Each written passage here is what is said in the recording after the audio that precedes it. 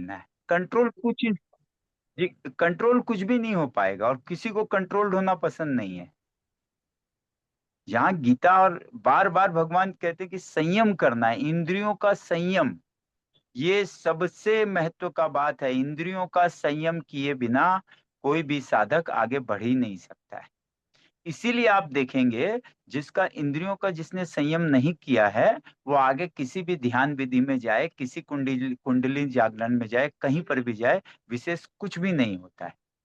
और जिसने अपनी इंद्रियों को संयमित करना आरंभ कर दिया, उसका बाकी सब चीज भी ठीक ठाक होने लगेगा। तो सबसे अनिवार्य यही है कि इंद्रियों को का बैलेंस हमको आना चाहिए। कछुए की भांति वो प्रयोजन में पूरी तरह से व्यवहार करता है, और जब प्रयोजन नहीं रहता है तो अपने हाथ पैर को खींच के वो अपने जो उसका खोल होता है उसके अंदर डाल लेता है।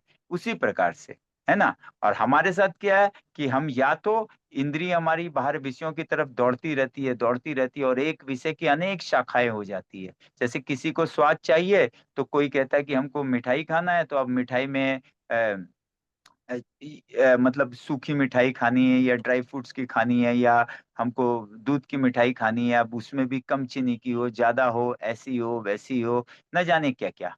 वो बढ़ती चली जाएगी। उसी प्रकार से घूमने का है, उसी प्रकार से सूंघने का। आप देखिए, एक विषय में लिप जाने के बाद उसमें फर्दर क्लासिफिकेशन डिवीजन, गीता में भगवान ने कहा ना, अनेक शाखाओं वाली होती है। तो ये इंद्रिय जो है, ये मन को अपनी तरफ खींच कर ले जाती है और उन विषयों में लगा देती है ना। और मन क्या है, अब बुद्धि की कुछ नहीं सुनता है। ये बिल्कुल कैसा है कि समझिए, एक घर है, उस घर में उस घर का मालिक है बुद्धि। बुद्धि सब चीज की मालिक है। और वो मालिक क्या है, मन जो है उसका मैनेजर है। और इंद्रिय है जो बाकी सब अलग अलग काम देखने वाले उसके बाकी नौकर हैं। अब क्या होता है कि मालिक जब तक घर में है, घर को कंट्रोल में किए हुए मैनेजर ठीक से काम कर रहा है, बाकी सारे लोग ठीक काम कर रहे हैं, जिसको सफाई करना है वो सफाई कर रहा है, जिसको और कुछ करना है वो और कुछ कर रहा है।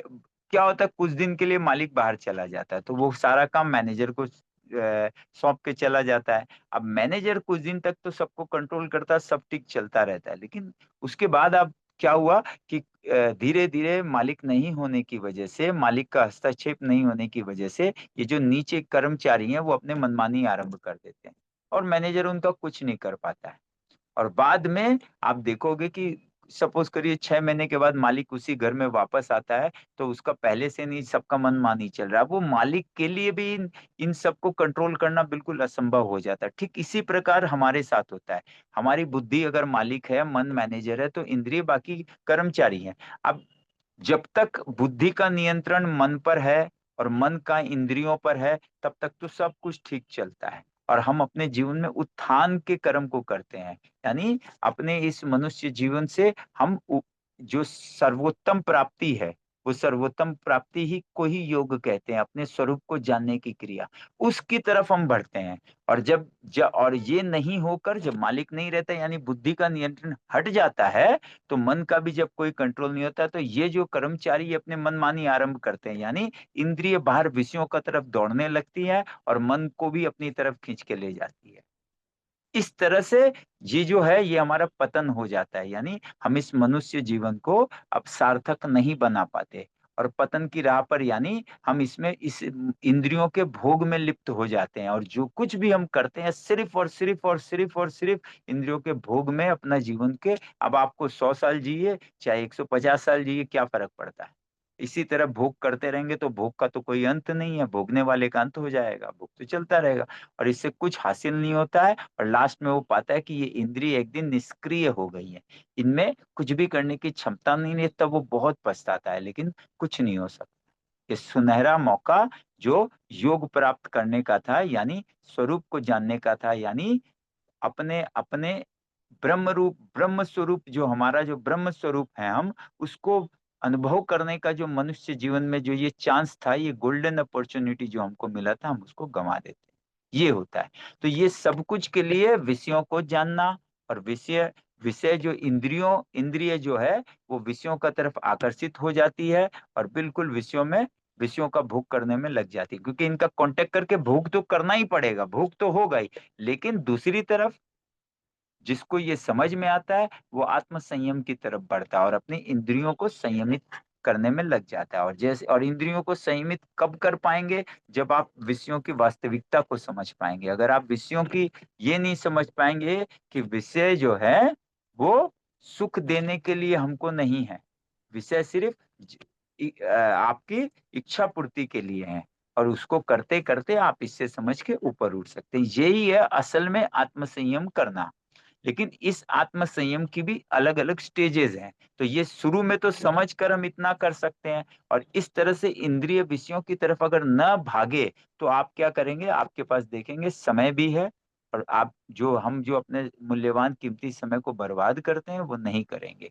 और धीरे धीरे आप देखेंगे आपका जो मन है, इंद्रिय है, वो मन की तरफ उनका ध्यान हो गया, विषयों की तरफ नहीं रहा। विषयों की तरफ वो जरूरत पे उन्होंने उसका संयोग हुआ, और वो वापस मन की तरफ आ गई। और मन जो है अब ये सोचेगा कि मेरा मालिक तो बुद्धि है, वो बुद्धि की तरफ देखेगा। और बुद्धि जब सब कुछ बुद्धि में आके समझेगा और बुद्धि के अनुसार होगा, तब बुद्धि को वो अंदर वाला सुख चाहिए, बाहर वाला नहीं। जो अब बुद्धि जो है वो टर्न अराउंड करेगी, यानी इसका अर्थ हुआ कि हम बहरी मुखता से, हमारा मुख जो बाहर की तरफ था, हमारा जो इंटरेस्ट बाहर की तरफ था, वो बाहर से हम बहिर्मुखता से अंतर्मुखता की ओर जाएंगे। हम अपने अंदर यानी स्वयं के स्वरूप का, यानी आत्मा का, आत्मा आनंद, जिसी को ने आत्मानंद कहते हैं, आत्मा का जो आनंद है, अपने स्वरूप का जो आनंद है, हम धीरे धीरे बुद्धि उसकी तरफ जाके उस स्वरूप से आनंद को प्राप्त करेगी। और वो कभी भी क्षय होने वाला नहीं है, वो आके जाने वाला नहीं है, वो घटने बढ़ने वाला नहीं है, वहां कोई परिवर्तन नहीं है। ये हम कर सकते हैं, और ये बहुत मुश्किल नहीं है।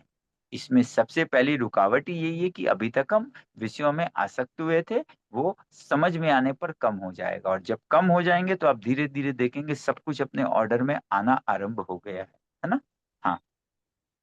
अब आप ये तो हमने पूरी जो है मूल बातों को समझा, जिससे कि ये छठा अध्याय हमको स्पष्ट हो। और ये जो बातें अभी हमने की, ये पिछले सब अध्यायों में मूल यही बात है। और इसको करने के बाद भगवान अपने तरीके से ये बताते हैं कि जो इस अवस्था को प्राप्त कर लेता है, यानी जिसकी बुद्धि सम हो जाती है, जिस सम हो जाने का अर्थ होता है बुद्धि, बुद्धि का सम हो जाने का अर्थ होता है यानी बुद्धि में विवेक ज्ञान उत्पन्न हो गया है, यानी बुद्धि को क्रिया और अक्रिय, यानी दृश्य और दृष्टा का अनुभव हो गया है, जिसको परिवर्तनशील और अपरिवर्तित तत्व का बोध हो गया है। जिसी को आप देखेंगे द्वितीय अध्याय के 16वें श्लोक में भगवान ने कहा है कि जो तत्वदर्शी होता है, यानी तत्व से जो जानने वाला होता है, वो भाव को और अभाव को दोनों को जानता है। यानी भाव और अभाव का अर्थ क्या हुआ?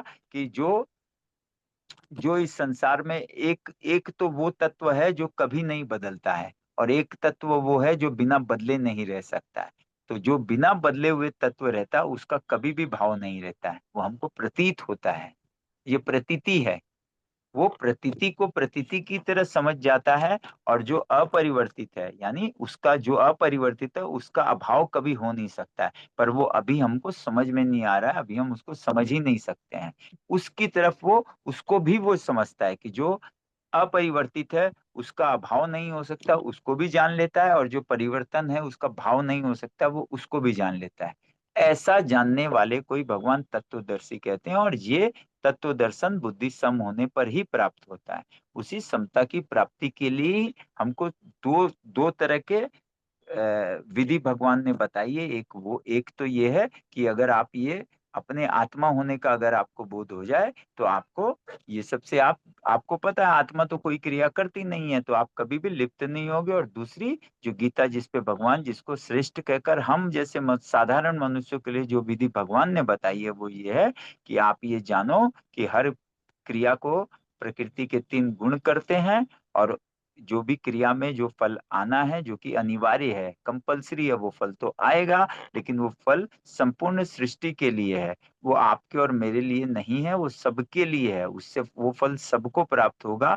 ये समझकर अब आप कोई भी क्रिया करोगे तो अपने फल की प्राप्ति के लिए नहीं कर कर, आप ये जान कर करोगे कि क्रिया तो मैं करूंगा लेकिन फल पूरी सृष्टि को जाएगा। इस प्रकार आप कर्मों का अनुष्ठान करते रहेंगे, कर्म फल का आश्रय लिए बिना, तो आप सन्यासी यानी आपके कर्म फल से आपका त्याग हो जाएगा, और जिसका कर्म फल का त्याग हो गया है, यानी कर्म तो होंगे लेकिन फल आपको बांधेंगे नहीं, वो सन्यासी भी वही है। और उसी को आप योगी भी मान सकते हो। योगी और सन्यासी यहाँ पर आके एक ही हो गए, दोनों में कोई भेद नहीं रहा।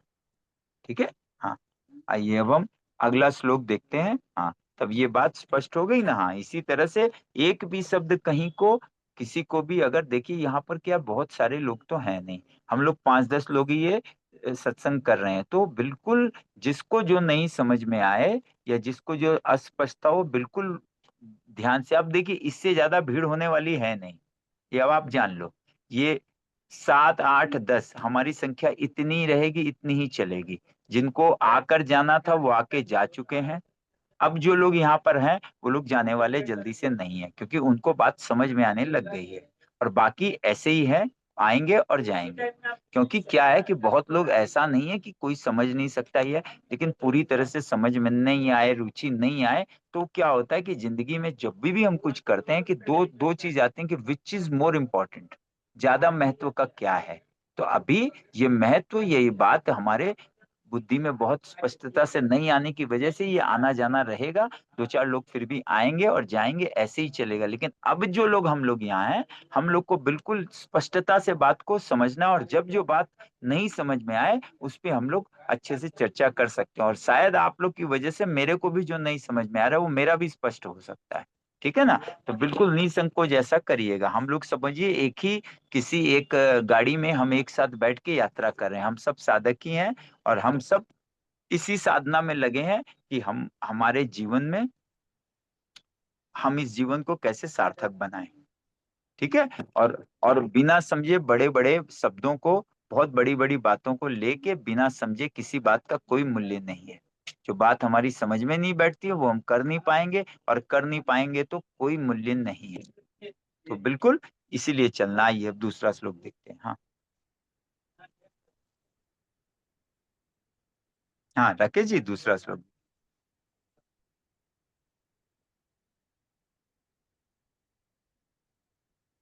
जी। हाँ, अब इसके बाद भगवान कह रहे हैं, हे अर्जुन, जिसको सन्यास जिसको सन्यास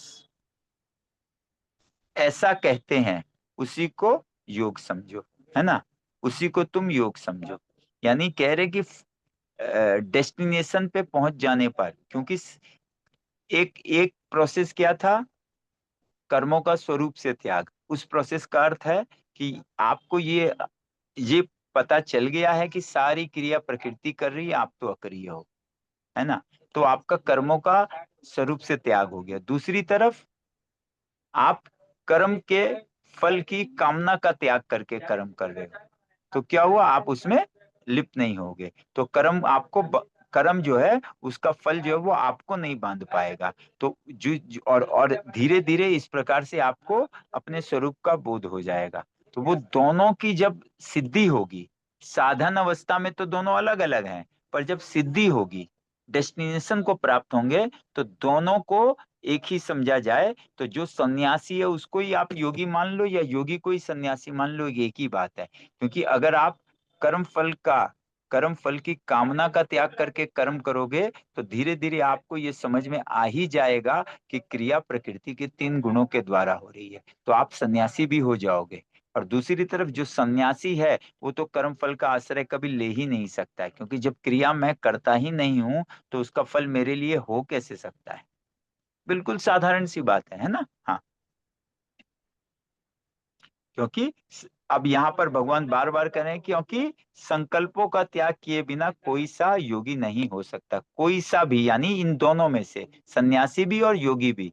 संकल्पों का त्याग, संकल्प का अर्थ होता ही है कि जो भी क्रिया किए हैं वो संकल्प, यानी मैं अपने लिए कर रहा हूं। हम कोई भी अनुष्ठान घर में करते हैं तो हम संकल्प करते हैं ना। जब भी ये पंडित जी हम लोग से कोई भी क्रिया घर में करवाते हैं, कुछ भी हम घर में कोई भी अनुष्ठान करते हैं, तो हमसे संकल्प कराया जाता है कि हम कुछ भी लेके, मैं अपना नाम बोल के किस स्थान पर अपने और किस काल में है, और अपने किस परंपरा किस किस लिनिएज से आ रहे हैं, यानी अपने पुरखों का नाम, अपने गोत्र का नाम, ये सब कुछ बोला जाता है। और ये बोलकर एकदम स्पेसिफाई करते हैं कि ये जो कुछ भी यहाँ पर हो रहा है, ये इसके द्वारा हो रहा है, यानी इसका जो भी फल आएगा इनको प्राप्त। गहराई में अर्थ यही है ना, कि इसका फल इनको प्राप्त हो। इसीलिए वो स्थान, वो व्यक्ति विशेष, और उसकी उसको बिल्कुल स्पेसिफाई करने के लिए कि इनके पिता ये, पिता के पिता ये, जितना वो बोल सकते हैं। और इसको ले जाने वाले मनु तक ले जाते हैं, मनु तक ले, मनुवंतर तक पहुंचा देते हैं। और ये इस तरह से करके बिल्कुल स्पेसिफाई कर दिया जाता है कि ये संकल्प हुआ। तो अब भगवान कह रहे हैं कि क्रिया से पहले संकल्प का अर्थ ही होता है कोई भी क्रिया हम कर रहे हैं तो उसका, वो मैं अपने लिए कर रहा हूं, यही संकल्प है। अब भगवान एकदम स्पष्ट शब्द में कह रहे कि संकल्पों का त्याग किए बिना कोई कोई सा भी, यानी सन्यासी भी और योगी भी को हो ही नहीं सकता है। यानी सन्यासी और योगी वही हो सकता है जिसके कर्मों में कोई संकल्प नहीं है। देखिए बिल्कुल स्पष्ट बात है ना। हाँ, आइए अब तीसरा श्लोक देखते हैं।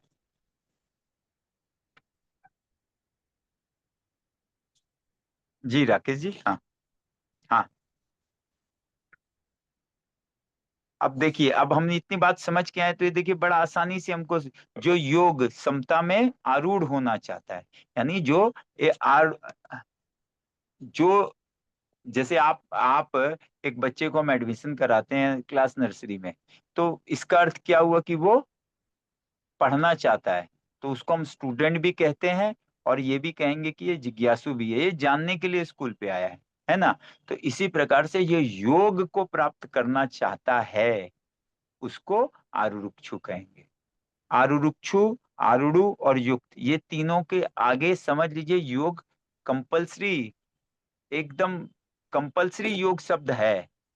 आरुरुक्षु का अर्थ और योग का अर्थ स्पष्ट रूप से आज आप समझ लीजिए। आरंभ कहीं से भी करिए, आरंभ जुड़ने से आरंभ होता है योग का, पर ये वास्तविक योग का अर्थ होता है स्वरूप का बोध या स्वरूप को अनुभव कर लेना। जो स्वरूप को, अब शुरू में देखिए नर्सरी में जो बच्चा जाता है, उसको आप कहोगे क्या कि ये इंजीनियर बनने आया कि डॉक्टर बनने आया। पर गहराई में वो जो वहां से पढ़ाई आरंभ करता है, वो क्यों करता है कि या तो मुझे वो शुरू में तो वो तो कुछ नहीं बोल सकता है, पर ये जाकर खत्म कहाँ होती है। चाहे वो किसी सब्जेक्ट का फैकल्टी बने तो वो पीएचडी करेगा, या वो साइंटिस्ट बना, या वो मैकेनिकल इंजीनियर बना, जो भी बना, तो वो आरंभ किंतु नर्सरी से ही होता है। लेकिन वो न तो वो नर्सरी में एडमिशन लेता, ना वहां तक पहुंचता। इसीलिए जो योग को प्राप्त करना चाहता है, अभी उसकी अवस्था यही है कि वो प्राप्त करना चाहता है, तो उसको आरूढ़, जो आरूढ़ होना चाहता है उसको आरूढ़ कहते हैं, है ना। तो जो योग समता में आरूढ़ होना चाहता है, ऐसे मननशील योगी के लिए कर्तव्य कर्म करना कारण कहा गया है। जो योग प्राप्त करना चाहता है, ऐसे मननशील, यानी जो मनन करने वाला है। अब मननशील का मतलब, साधारणतः मनुष्य जब भी कर्म करता है वो कोई मनन नहीं करता है, वो सिर्फ संकल्प करता है कि ये सब मैं ऐसे करूं और इससे जो मैक्सिमम सुख लाभ हो वो मेरे को मिल जाए। परंतु यहाँ गीता उस सुख लाभ के लिए कर्म करने की बात कभी नहीं कहती है। यहीं पर मनुष्य, यहीं से उल्टा उसका चालू होता है गहराई में, यहीं से उल्टा चालू होता है जब वो अपने सुख प्राप्ति के लिए कर्म को करना चाहता है, और लास्ट में जाके वो दुख के गड्ढे में गिरता है। चाहे जो कर ले, जो जितना जो कर ले। अभी आप यज्ञ को भी अगर अपने सुख प्राप्ति के लिए करोगे, तप को भी करोगे, और अगर आप दान भी अपने सुख प्राप्ति के लिए दोगे, तो ये सब राजसिक है।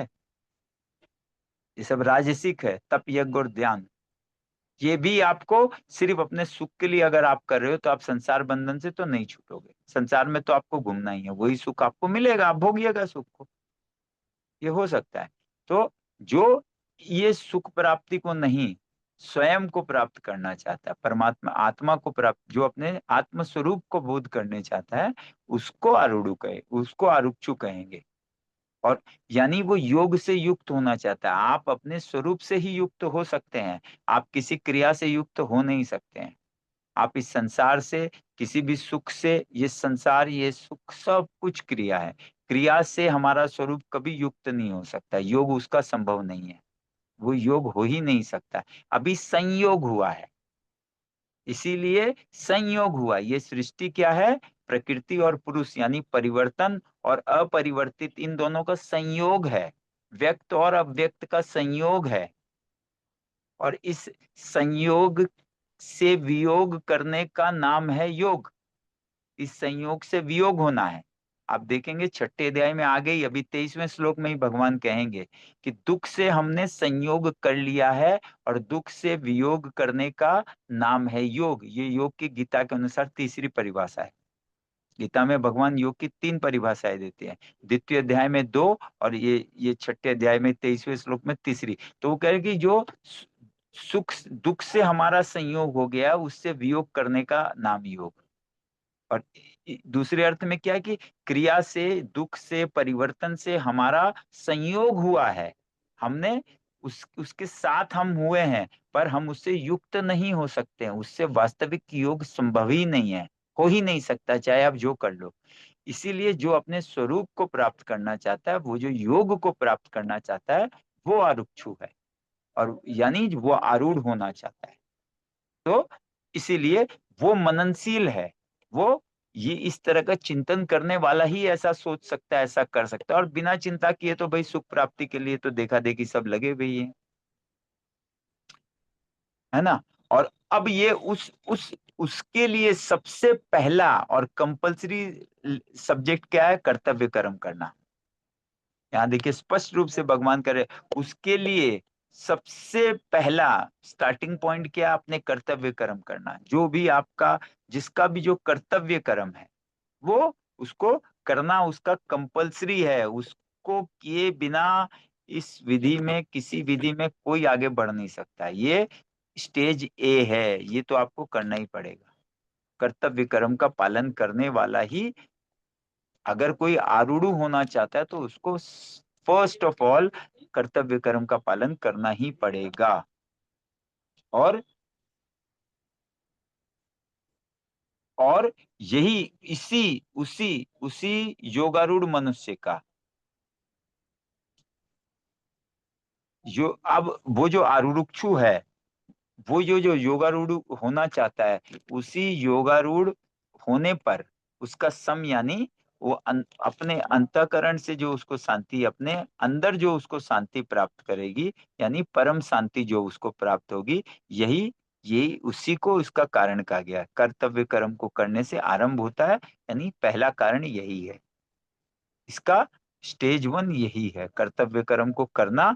और आरुरुक्षु के लिए कर्तव्य कर्म को करते करते करते वो एक दिन परम शांति को प्राप्त हो जाएगा, है ना। हाँ, अब चौथा श्लोक देखते हैं। हाँ, तो आप लोग को लगेगा कि ये सारे श्लोक तो हम लोग पहले भी कर चुके हैं, फिर वहीं पर वापस क्यों चले गए? तो पिछली बार हमने जिस प्रकार से समझा था, और आप शुरुआती बातों को समझकर हम जिस प्रकार से समझ रहे हैं, आप देखिएगा आपकी स्पष्टता इससे बढ़ेगी। कोई बार नहीं, हम 50 बार करेंगे, कोई कोई दिक्कत नहीं है, बात समझ में आ जाएगी, बैठने लगेगी, तब जाकर काम होगा। हमको कोई कोर्स कंप्लीट करके कहीं नहीं बताना है कि हमारा, जैसे हम लोग कोई कहीं पे देखते हैं ना भाई, बोलो हमने तो गीता पूरी पूरी पूरी कर ली, ऐसा आप पूरा जिंदगी ने कितने जन्मों तक भी करो तो आपको विशेष लाभ नहीं होगा। कारण कि जिस ऐसा नहीं है कि इस प्रकार करने से नुकसान भी कुछ नहीं है, लेकिन विशेष लाभ नहीं होगा। विशेष लाभ तो उसका मनन करने से होगा, तो समझने से होगा, मन में बैठाने से होगा। अब ये चौथे श्लोक में भगवान कह रहे, कारण कि जिस समय न इंद्रियों के भोगों में, अब देखिए ये आ गया ना, न कर्मों में आसक्त होता है, उस समय संपूर्ण संकल्पों का त्यागी मनुष्य योगारूढ़ कहा जाता है। अब बता दिए कि योगारूढ़ कब कहा जाता है? जब उस इंद्रिय के भोगों में, उसकी इंद्रियां भोगों में नहीं लिप्त होती, और न कर्मों में आसक्त होता है, यानी कर्म कर्म जो है संकल्पों में संकल्प नहीं करता है, यानी कर्मों में आसक्त होने का अर्थ ही होता है संकल्प करना, कि जो कर्म है उसका फल मेरे लिए हो, यही कर्मों में आसक्त होना है। और जो इस प्रकार से कर्म करता है, आसक्त होकर करता है, वो कर्म फल से बंध जाता है। और इस तरफ जो योगारूढ़ हो गया है, वो क्या है, वो उसकी इंद्रियां भोगों के पीछे भी नहीं दौड़ती, और वो कर्मफल में आसक्त भी नहीं होता। और सर्व संपूर्ण संकल्पों का त्यागी, देखिए टोटल हर प्रकार के संकल्पों, यानी कोई भी क्रिया कोई भी कर्म वो कर रहा है, तो उसमें उसके निजी फल प्राप्ति की कोई कामना नहीं है, और कर सब कुछ एज इट इज वही रहा जो करता है। ये अवस्था ये अवस्था योगारूढ़ की है, और उसी को योगारूढ़ कहा जाता है। आइए पांचवा देखते हैं। सारी बातें शुरुआत में जब हमने स्पष्ट कर ली, तो ये बातें बहुत साधारणतः समझ में आने लगेंगी, है ना। हाँ। अपने द्वारा अपना उद्धार करे। अब पांचवे में कह रहे हैं भगवान अपने द्वारा अपना उद्धार करे, अपना पतन ना करो। हमको साफ साफ कह रहे हैं कि अपने द्वारा ये जो इस तरह से मननशील होकर हमको जो ये इंद्रियों इंद्रियों को भोगों में नहीं लिप्त करना है, और कर्म के संकल्पों को और कर्म में आसक्त नहीं होना है, ये मननशील व्यक्ति करता है। तो जो इस प्रकार से मननशील है, जो इस प्रकार से समझकर करता है, वो अपना उद्धार स्वयं करता है। और जो ऐसा नहीं करता है, संकल्प करके यानी कर्मों में आसक्त होकर कर्मों को करता है, वह अपना शत्रु है, वही अपना खुद का शत्रु खुद है। ये यहाँ बता रहे हैं कि कोई किसी का शत्रु या मित्र नहीं होता है, आप स्वयं ही अपने शत्रु होते हैं और स्वयं ही अपने मित्र हो सकते हैं। अगर आप इस प्रकार से गीता में भगवान ने जिस तरह से बताया है, उस प्रकार से आप कर्मों को करेंगे, तो आप ही अपने मित्र हैं। और अगर आप ऐसा नहीं करते हो, तो आप ही अपने सबसे बड़े शत्रु हो। आपका कोई शत्रु बाहर नहीं है, कोई आपका पतन नहीं कर सकता है, कोई किसी का संसार में पतन नहीं कर सकता है। बाहर से आपको कंडीशन खाली बाहर से सिर्फ कंडीशंस बनते हैं, पर आपका और किसी भी मनुष्य का पतन वो उसके स्वयं की वजह से होता है, और उद्धार भी स्वयं की वजह से होता है ना। हाँ। आइए अब छठा श्लोक देखते हैं। हाँ।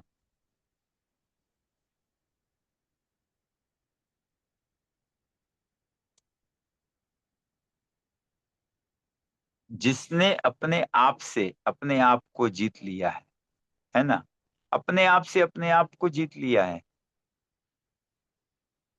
उसके लिए आप ही अपना बंधु है ना। यानी जिसने अपने आप से अपने आप को जीत लिया है का सीधा अर्थ ही है, जो कर्मों में आसक्त नहीं होता है, जिस जो जो जो संकल्पों का त्यागी है, उसने अपने आप से अपने आप को जीत लिया है। वो इंद्रियों को सुखी करने के लिए कोई कर्म नहीं करता है, अपने सुख के लिए कुछ नहीं करता है, उसने अपने आप से अपने आप को जीत लिया है।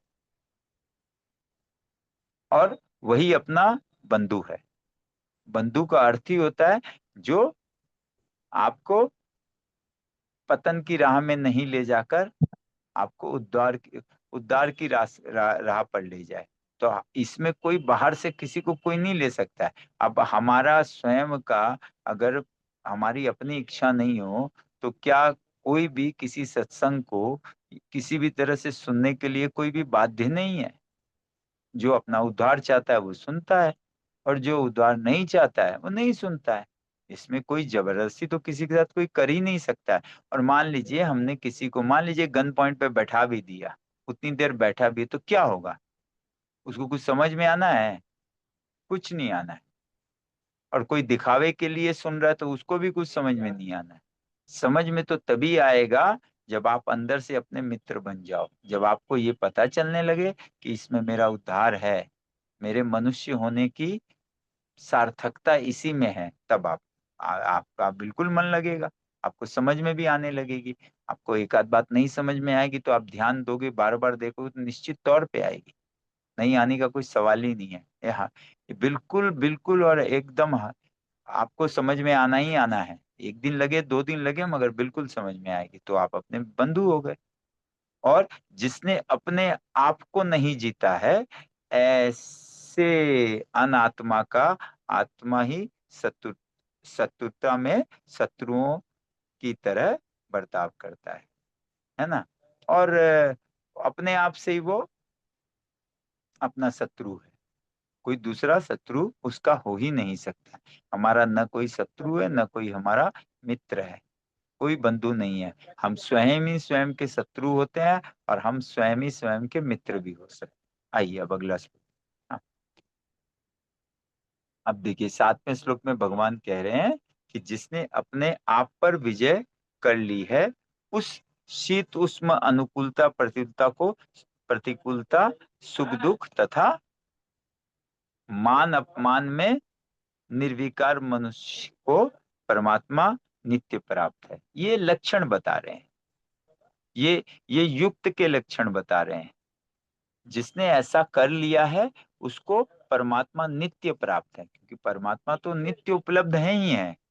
लेकिन किसको नित्य उपलब्ध नहीं होते हैं? जिसने इसके विपरीत किया है ना। जिसने अपने आप को नहीं जीता है, अपने आप पर जिसकी विजय नहीं है। देखिए एक शब्द आता है वीर। हम वीर किसके लिए कहते हैं? जिसने बाहर किसी चीज को जीत लिया है। और एक शब्द है महावीर। महावीर उसी को कहा गया है। महावीर स्वामी का नाम भी हम जानते हैं बहुत अच्छी तरह से।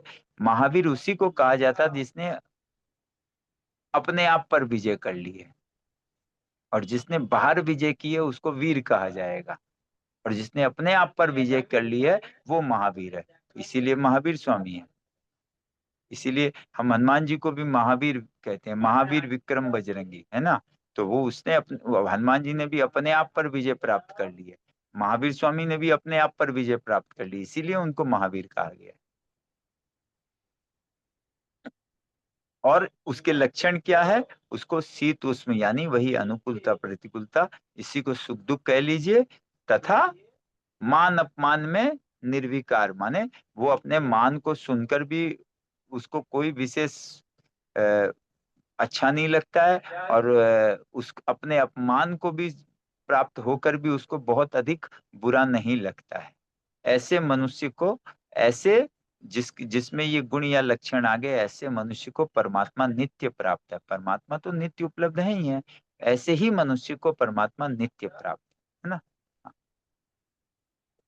आइए अब अगला श्लोक देखते हैं। हाँ, जिसका अंतःकरण ज्ञान विज्ञान से तृप्त है, जो कूट की तरह निर्विकार है। अब ये ज्ञान विज्ञान से जो तृप्त है, ये क्या है? ये हम आगे 7वें श्लोक का 7वें अध्याय का नामांकन ही है, ज्ञान विज्ञान योग। जिसका अंतःकरण ज्ञान विज्ञान, अभी आप इसका अर्थ यही मानो कि यहाँ पर आकर जिसने जिसको जिसका विवेक जाग गया है, जिसको प्रकृति और पुरुष यानी परिवर्तन और अपरिवर्तित, इन दोनों तत्वों को जो तत्व से जान लेता है, वो वो ज्ञान विज्ञान से तृप्त है। और जो कूट की तरह निर्विकार है। कूट तो हम जानते हैं ना, कूटस्थ, हमने शायद पहले भी कहा था कि हम्म। कूट किसको कहते हैं। कूट निर्वी जैसे आप किसी लोहार के यहाँ देखोगे तो वो पीट पीट कर देखेंगे, लोहे को अलग अलग चीजों का शेप देता है, आकार देता है ना। वो उसको कोई औजार भी बनाता है, कोई बर्तन भी बनाता है, या अलग अलग तरह के उससे इंस्ट्रूमेंट्स बनाता है। तो वो क्या करता है, उसके पास एक बड़ा सा लोहा होता है। गरम करके वो जिस जिस जो कुछ भी बनाना तो उस पर रखकर वो उसको पीटता है। और पीट पीट कर वो आकार देता है। पर वो जिस पर पीटता है उसका आकार कभी नहीं बदलता है। इसीलिए उसको कूट कहा गया है। तो वो और कूट, इसीलिए कूट को निर्विकार कहा गया कि कूट कोई भी प्रकार का आकार नहीं लेता, इसीलिए निर्विकार है। और इसी प्रकार से जो जिसका अंतःकरण ज्ञान विज्ञान से तृप्त है और जो कूट की तरह निर्विकार है और जितेंद्रिय, यही इंद्रियों को जिसने जीत लिया, इसी को जितेंद्रिय कहते हैं ना, विजितेंद्रिय यानी जिसने इंद्रियों को जीत लिया है। और ऐसे मनुष्य का क्या होता है? उसको मिट्टी के ढेले, पत्थर तथा स्वर्ण में संबुद्धि हो जाती है ना। उसके लिए देखिए, हम आपको अगर लोहा, सोना और मिट्टी रखें तो हमारे लिए तो तीनों में भेद अलग है। मिट्टी को हम जल्दी से छुएंगे नहीं। सोना अगर गिरा हुआ रहे, मिट्टी गिरा हुआ रहे और लोहा गिरा हुआ रहे, तो कोई भी साधारण मनुष्य क्या है, उन तीनों के लिए, उनमें तीनों में बहुत बड़ा फर्क है। तो वो क्या करेगा, सबसे पहले सोने को उठाएगा और मिट्टी को बिल्कुल भी नहीं छुएगा। पर जो इस तरह का मनुष्य होता है उसके लिए कोई फर्क नहीं पड़ता, उसके लिए सोना, मिट्टी और बाकी कुछ भी हो, सब कुछ बराबर है। ऐसा योगी यानी युक्त। अब देखिए पहला बार आ गया है युक्त शब्द। पहले क्या था, आरुक्षु, फिर था आरुड़ु, और अब है युक्त। युक्त का अर्थ ही है, इसमें योग पहले से ही जुड़ा हुआ है ऐसा समझ। युक्त, योग युक्त को सिर्फ युक्त भी कहते हैं। इसलिए जो योग को युक्त हो गया यानी जिसका योग पूरी तरह से सध चुका है, जो साधक से सिद्ध हो चुका है, योग में जो सिद्ध हो चुका है, उसके लिए युक्त शब्द आया है। वो युक्त यानी यहाँ पे योगारूढ़ लिखा है पर युक्त योग युक्त के लिए कहा गया है, और कहा जाता है उसी को योगारूढ़ या योग युक्त कहा जाता है। अभी हम युक्त को अच्छी तरह से नहीं समझ पाए क्योंकि आगे समझेंगे, इसीलिए आप इसको सेकंड स्टेज भी मान लीजिए एक बार के लिए। जैसे मान लीजिए छोटा बच्चा जब पढ़ता है तो हम उसको क्या कहते हैं कि भाई तुमको मैट्रिक में बहुत अच्छा रिजल्ट करना है। पर मैट्रिक रिजल्ट लाने के बाद अच्छा आगे की पढ़ाई फिर आरंभ होती है। तो ये शुरुआती दौर में इसी तरह से ये योगारूढ़ एक तरह से मैट्रिक हो गया। तो यहाँ ये कहा गया कि मैट्रिक तक पहुंच गया, लेकिन जब आप मैट्रिक में पहुंचोगे तो फिर हायर स्टडीज की भी बात होगी। तो योगारूढ़ से फिर योग युक्त की तरफ बढ़ना है अभी, इसीलिए योगारूढ़ को ही कहा गया है। आइए अब अगला श्लोक देखते हैं, 9वां श्लोक।